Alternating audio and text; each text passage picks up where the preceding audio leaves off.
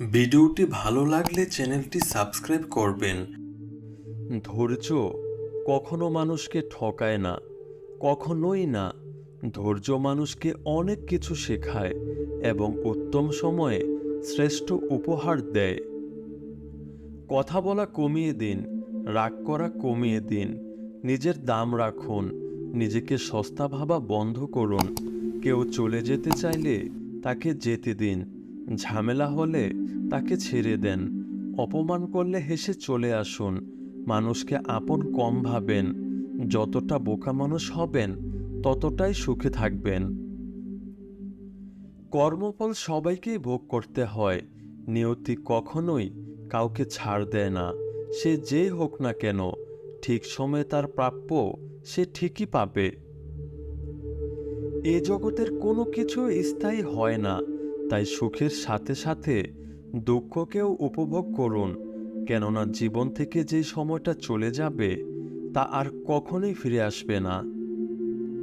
আমি কারণ ছাড়া যাদের আপন ভাবি, তারা প্রয়োজন ছাড়া আমাকে মনেও রাখে না। অবহেলিত হতেই হবে যদি তুমি অতিরিক্ত ভালোবাসা প্রকাশ করো। একটি অপরাধ ঢাকতে আরেকটি অপরাধ না করে বরং অপরাধ স্বীকার করতে শিখুন। এতে অন্তত অপরাধ কম হবে এবং সৃষ্টিকর্তার কাছেও জবাব দিতে সুবিধা হবে। নর্মাল পানিতে পিঁপড়া পড়লে গ্লাসের পানিটাই ফেলে দেওয়া হয়, আর শরবতের গ্লাসে পিঁপড়া পড়লে চামচ দিয়ে তা তুলে ফেলা হয়। বাস্তবে আমরা প্রায় সবাই লোভী, শুধু সৎ থাকার অভিনয় করি।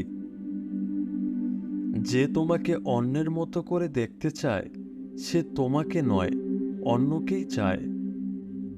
কাউকে নিজের চেয়ে বেশি ভালোবাসতে যেও না, কেননা ভালোবাসাটা এমন একটা জিনিস যা বেশি পেয়ে গেলে অবহেলা শুরু হয়।